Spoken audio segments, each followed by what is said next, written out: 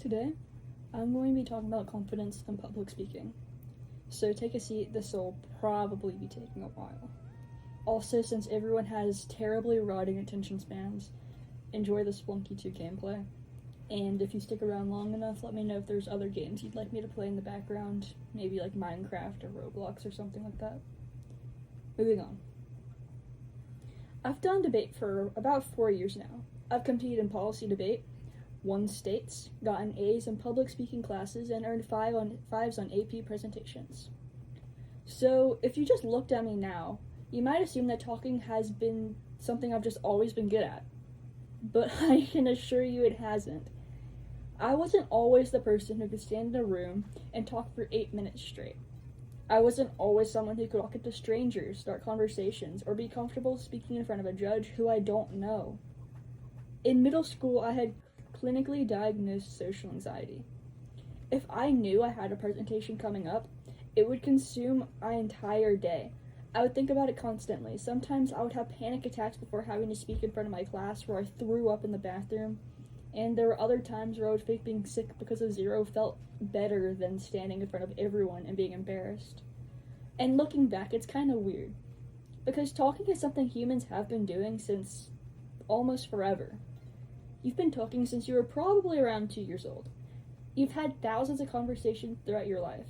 You've talked to family members, friends, teachers, classmates, random people at stores, and people online. So your brain already knows how to communicate. Yet, why does it feel impossible when you have to talk to someone new, face to face? I think the biggest reason is that people stop focusing on the conversation. And instead, they start focusing on themselves. Think about the last time you were nervous talking to someone. You probably weren't actually listening to what they were saying. Part of your brain was probably thinking some or all of the following. Do I sound weird? Am I talking too much? Did that sentence make sense? Do they think I'm awkward? Where was I supposed to look? And the problem is that your brain is trying to do two things at once when it should really be doing one. It's trying to have a conversation while also trying to predict the other person's thoughts. Imagine if I told you to solve a math problem while reading a book at the same time. You could probably do both a little bit, but you would do both worse than if you had just focused on one of them. That's basically what happens during conversations when you're nervous. Half your attention is going towards the person in front of you, and the other half is going towards analyzing yourself. And that's why people freeze. They don't simply forget how to talk. They've been doing that their entire lives. That's just unrealistic. But they are using so much energy trying to control how they're perceived that they aren't actually present in the conversation anymore. And here's the thing. You cannot control what someone else thinks about you. You can do everything perfectly, and there's still going to be someone out there that hates your guts. You can say the perfect thing, and someone might still misunderstand you. You can make a mistake, and someone might not even notice. Most people are not analyzing you nearly as much as you think they are. Think about how often you've come home after a conversation and replayed every single thing you said. Why'd I say that? That was so embarrassing. Maybe I should have worded that differently. And now think about the last time someone else had an awkward conversation with you. Can you remember every single word that they said? Because the answer is probably no. Because while you were worrying about yourself, they were probably also worrying about themselves. Because everyone is the main character in their own life, as cheesy as it is. And once I realized that, conversations got a lot easier. I stopped trying to perform, I stopped trying to curate the perfect response, and instead, I started focusing on actually listening. And honestly, that's probably one of the biggest things that debate has taught me. And the next thing debate taught me is honestly pretty simple. You need to slow down. When people get nervous, their speaking speed changes almost immediately. I've watched hundreds, almost thousands of speeches and debate rounds, and one of the easiest ways to tell someone is nervous is that they start speaking faster. And I don't mean slightly faster. Sometimes people speed up so much, you can't even understand what they're saying anymore. And then a whole charade and landslide of things start happening. Now they're fidgeting, now they're visibly uncomfortable. Their eyes are darting around the room instead of focusing on the people they're talking to. They're unable to hold eye contact, they're stumbling over words, and then they start apologizing, they lose their place, and now they're even more nervous because they lost their place. It's a cycle. And the interesting thing is that the mistake itself usually isn't what makes someone look nervous. Everyone makes mistakes. The thing that makes people notice is when you react to that mistake. If someone pauses during a presentation for 3 seconds, nobody cares. But if that same person immediately panics and says, "Oh my god, I'm so sorry, I forgot what I was saying," everyone now knows what went wrong. The mistake isn't what the problem normally is, but rather the reaction is normally the issue. And that's why slowing down is so important. If you slow your speaking down by even 10-20%, you give yourself time to think. You give the audience time to process what you're saying. You can sound more controlled, you feel more controlled, and you don't get trapped trying to erase your own thoughts. Another thing that goes along with slowing down is being comfortable with silence. A lot of people hate silence. The second there's a pause, most people feel the need to fill it. They'll start saying or like, or they start mumbling to themselves and making poor excuses.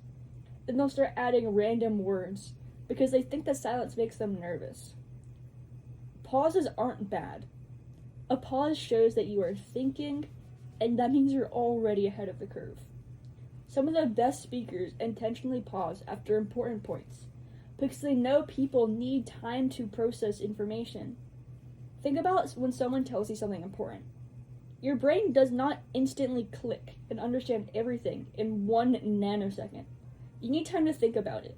So when you pause, you aren't inherently making the conversation worse or awkward, but rather giving everyone, especially yourself, time to catch up.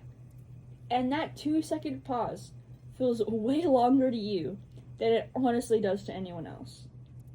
Another thing I've noticed, especially in debate, is that people apologize way too much. People apologize for everything, the stupidest things. They lose their place in a speech. "Oh my god, I'm so sorry." They ask a question that someone doesn't understand. "Oh, I'm sorry, that's my fault, let me explain." They accidentally say a word wrong. "I'm sorry." And most of the time, nobody cared or even noticed until they pointed it out. Which is why I have a simple rule for myself. If I wouldn't expect someone else to apologize over something, I'm not going to expect myself to apologize for it either. If someone forgets one sentence during a speech, I don't think they're stupid. If someone needs a second to think, I don't think they're unprepared. If someone asks me to repeat myself, I don't inherently think that they're rude. So why would I have to treat myself differently and hold myself to a higher standard than I do others? Which is why confidence has to start with respecting yourself. You have to believe that your thoughts are worth hearing. You have to believe that making a small mistake doesn't make you less valuable or important. Don't get me wrong. This doesn't mean you should never apologize. If you hurt someone, apologize. If you make a serious mistake, take responsibility. But you don't need to apologize for every small human moment that everyone else makes. You are allowed to pause, you are allowed to think, and you are allowed to make mistakes. If you didn't make those mistakes, that would be weird. So don't overcompensate. Just be chill. Another thing that makes people seem confident is asking questions.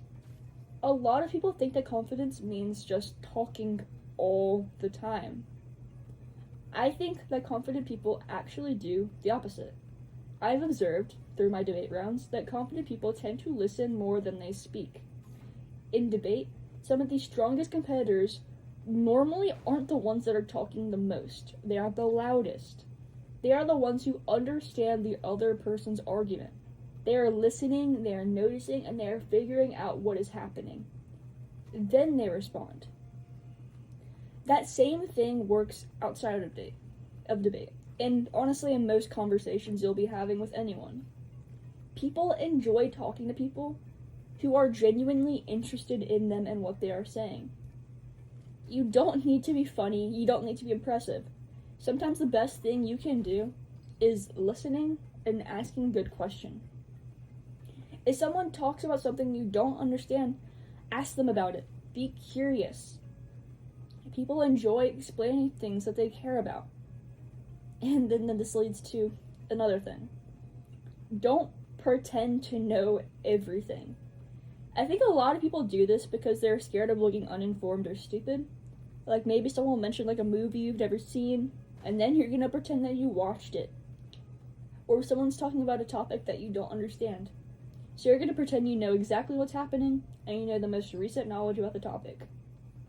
And people can usually tell.